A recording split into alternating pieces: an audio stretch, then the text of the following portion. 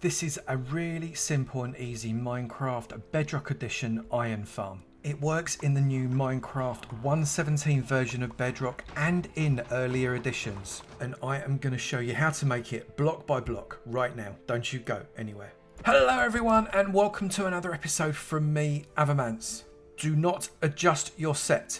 I am in Bedrock. So often when I do a Minecraft farm, I always get loads of questions saying, Bedrock, does it work in Bedrock? Does it work in MCPE? Does it work on Xbox? Well, quite often the answer is yes, but the one where it is almost always no is an iron farm. So today I am doing an iron farm that is really easy to make in Bedrock for all you Bedrock players out there, including the new Minecraft 1.17 format for Bedrock. Java players, I'm really sorry, this one will not work for you. But there is a really good Java iron farm link in the description below if you do want one. It's even smaller than this. Everything you need to make this farm is inside this chest. You are going to need 20 beds because 20 is the fewest beds that you will have an iron golem spawning inside of a village. You need these items here, but these do not have to be looms. They could be any workstation you like, but they do have to be a workstation that a villager will link to. The torches are optional, the ladder's kind of optional, but it's a good idea to be able to get up to your chest after all. And then you've got all of these blocks here. You only need half of these stairs in reality, so 82 are optional of these stairs. You've got 81 slabs. Again, probably half of those optional, frankly. You don't need all of them. Essential are 9 of those slabs. These oak logs are completely optional. This glass, not at all optional. These are representing a temporary block, a stack of temporary blocks, doesn't matter what they are. And then you have got 418 structural blocks of your choice. I'm using deep slate tiles simply because we're in Minecraft 1.17. This villager spawner egg, well, that represents the 10 or 20 villagers that you are going to need to make this farm work. So let's get on with this, shall we? The first thing you need to do, just like in Java, is you need to get 6 blocks above the floor. That means that no iron golems will spawn outside of your farm and you get maximum yields. If you get a golem spawning outside, it messes the whole thing up. So block yourself up 6 blocks. Once you're 6 blocks up, on top of that block, place a double chest like that and then put a hopper going into that double chest, right into the back of it, right there. And then place a square of hoppers 3 by 3. It doesn't matter which hopper goes into what, as long as one of them goes into that chest and all of them run into each other exactly like that. You can do that with shift click. And then again, with shift click, put a slab, I'm using cobbled deep slate just to show that we're in the new version, on top of each of those hoppers, and then put a temporary block on top of one of the deep slates. You can see it's separated, and then a glass block. I like glass. You don't have to use glass, but I quite like seeing golems burn because I'm funny like that. And do a donut of glass all the way around this deep slate slab. You can see there we have got a 5 by 5 glass donut that is 3 blocks high and circles around that 3 by 3 slab area there. And then each corner, place yourself a little bit of a tile. Now this isn't absolutely necessary, this is aesthetic, but I like to put it on and do that in all 4 corners. And once you've got it on in all 4 corners, I won't do all 4 of them because you don't want to see me doing all of them, get yourself some more slab. And underneath the level of this chest, a bottom slab, place a bottom slab that runs all the way around the outside like this, and you want to make that 2 wide. That's going to do a number of things, but more specifically, it's going to protect you from any mobs, especially skeletons, that might be messing around downstairs. You really don't want them. And then get yourself some ladders and place a ladder on the side that hasn't got, you see we've got this hole here on the side that hasn't got the chest, and ladder up all the way down to the bottom, but not the bottom one, and that way you can't get any mobs jumping on. That will allow you to get access to your chest right there without you having any problems with the mobs coming for you. So you should have something that looks a little bit like that. Then come inside, and on the second block up, so there's the first glass block, there's the second glass block, place that and have that 3 wide like that. And then shift click another sign onto that one, and that one, and that one, and then finally that one, and also that one.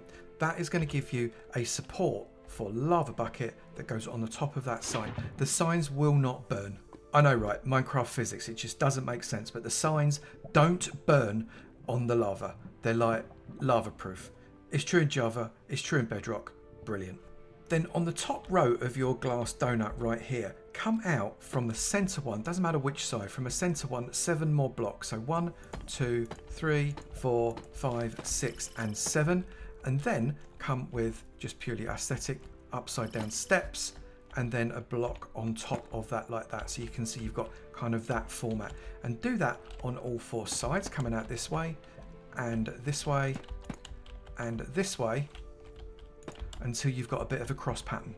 So you should have a cross pattern that looks like that, where including the glass block, you have got 8 blocks before the lava from that jutty out one. So you can see here 1, 2, 3, 4, 5, 6, 7, 8. If you have fewer or more than 8, adjust it. It has to be 8. And then join up these top blocks. You should find you have to come out 9 or 10 depending on where you start counting, and make a big old square like that. Do it on all 4 corners, and then join up the floor. So you are making a platform. Now you'll notice I'm using a spawnable block here. That is going to be really important because you want your iron golem to be able to spawn on this block. We're going to put water on it so it won't spawn anything else, but iron golems don't care about water. And do that on all 4 corners. And once you've done that, make sure that you carry on with your trim all the way around on all of the sides, so as it looks a little bit pretty. This bit isn't essential, I just like it. And you should end up with a big tray that looks a little bit like that. And if you've got that, you've done it exactly right. And then on the outside, you want steps facing inwards all the way around, including the corners like this, that goes the entirety of the width of your farm. So you should have something that looks like that. And looks really quite nice in the deep slate as well. Come to the center, don't jump in the hot sauce, and come up 1, 2, and 3, and then build a 3x3 out of temporary blocks.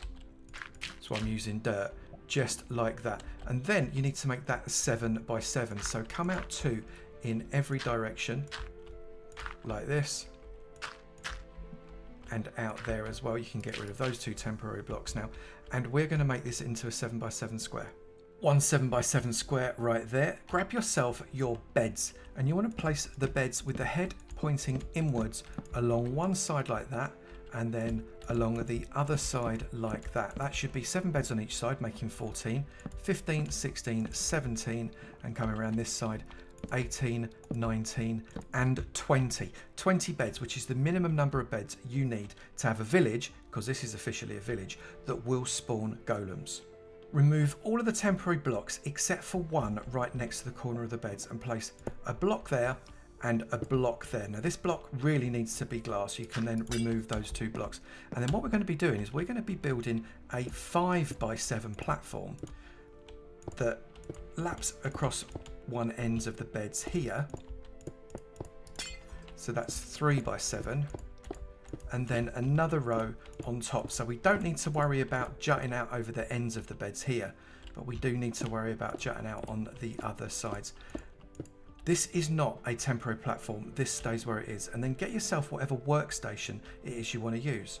Now you can use any workstation you want right here. You could use a loom, you could use a composter, if you want to use a fletching table, whatever it is you want to use, it is entirely up to you. For me, a loom makes a lot of sense. Now we're not going to be trading with these villagers, so it doesn't matter which one we use. And a loom is an absolute doddle to make, just with a couple of bits of string, a couple of bits of wood. So I'm going with looms, but you go for whichever one you'd like.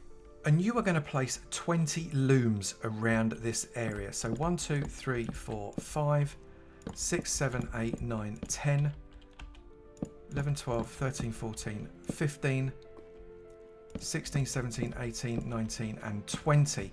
And then you're going to put on another level, so 40 altogether. Remember, depending on which one you're using, you may need to shift click just to make sure that you can lay these out. But you should end up with plenty of looms going all the way around, or whatever other workstation you've got. You're now ready to get some villagers in. And this bit, you can do it however you want. I find bringing them in with minecarts on rails is the easiest, but if you want to get them closer and maybe get them to walk up some steps pushing them, it's entirely up to you. Seriously though, minecarts. Use minecarts. It's going to be easiest for you.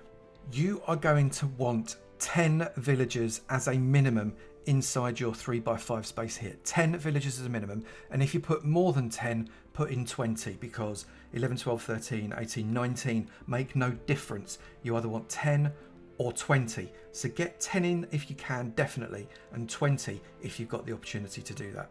And it is really important that none of these people are nitwits like this guy. That was a fluke, wasn't it? Nitwits are no use whatsoever because they can't access these workstations. So if you get a nitwit, you've got to get rid of him. And I'm afraid, Mr. Nitwit, that's exactly what I'm doing right now. And to save time, you don't want any children either. Children will eventually grow up and be absolutely fine, but you're much better off getting adults in here straight away. We have got 20 villagers right there ruffling around inside, and you'll notice that your iron golem has already spawned in. Now, the iron golem's not just going to walk into that lava. We need to slush it in, and that's why we've got these steps around the outside. Grab yourself a water bucket and waterlog each of the stairs all the way along like this. What you'll find is this water will flow all the way to the edge of the lava, but it won't flow over it. Like that, you can see it's just going to the edge, to that glass, but not over it. And then come to the side and do exactly the same on the other 3 sides as well. That will flow the iron golem into your killing chamber. You can see there he is getting well and truly roasted, and any of his iron is going to go into the collection chest right here. When he eventually dies, you can stand on the platform that you've made yourself for easy access to this chest. Come on, golem, you know you want to die, your head's looking very hot, you're on fire, die quickly for me, drop your lovely iron and possibly the odd poppy as well. Now, golems do take a little bit of time to die, slightly longer in Bedrock than they do in Java, which is why this fella is just churning away like that. There he goes, nice and dead, and inside we've started to collect our iron. And that is your farm finished. You can decorate it up, you can put lights on your posts here, all that kind of stuff. You also get the occasional cat, so you'll find that sometimes in your chest you're going to get some string as well as the cat floats through the lava as well. That's fine. Just use that string. Oh, speak of the devil, there's a cat. That's a hot cat. Bless the cat. That will always die a lot faster than the iron golem, sadly. But you should find you get a steady stream of iron golems. Here comes another one. Thank you very much. Through your farm. Now we're going to leave it for an hour and we're going to see how many we get in that hour's time. That has been just about 1 hour, and I decorated up the underside. Again, you don't have to do that. I put some flowering acacia and some oak bushes in there and just a little bit of bone meal just around the outside, just to make it look a bit nicer. That has been just about 1 hour of iron farming. Golems are still roasting in the top there, and in the meantime I made myself busy by putting some oak leaves down. I put some acacia leaves, the flowering type, down. We made a little path, little fence, just made it look a little bit nicer with some bone meal around it. But what I'm interested in is how much iron did we get in that 1 hour of AFK. Let me come up here. I appreciate we weren't actually AFK, we were doing stuff, which is even better because it means that you can just carry on going about your business around your iron farm. Another iron golem coming through right there, and we have got 1, 2, 3, about 3.5 stacks of iron off of the back of that, a full stack of poppies plus a few extra, and 6 bits of string, which, well, I guess that's all right, just have a little bit of extra string. And this iron golem farm will just keep on pumping out the iron for you whilst you do other stuff. So there you have one Bedrock edition, works in Minecraft 1.17 on all formats of Bedrock Iron Farm that will keep cracking on and give you loads of iron for days and for days. If there are any specific Bedrock farms you fancy me having a go at, I'll learn how to do them first and then I'll bring you a tutorial on it, because obviously I'm the authority on Bedrock, me, aren't I? If you have enjoyed this video, please do remember to slap that like button. It'd be great to know you enjoy them, and I will keep on making it. Also, if you've not done it already, please do hit that subscribe button. It'd be great to see you in my sub club, and I look forward to seeing you in another video. You take it easy now. Bye.